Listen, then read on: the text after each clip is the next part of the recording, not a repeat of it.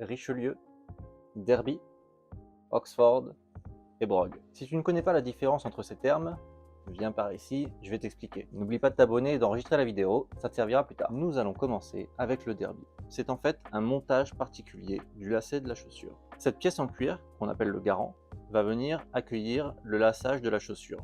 Sur un derby, cette pièce est rapportée. Elle est cousue par-dessus l'empeigne. C'est une chaussure plutôt versatile qui convient à la majorité des tenues. On pourra la porter avec un costume, en dépareillé, le week-end, pour des occasions plutôt informelles. Passons maintenant au Richelieu.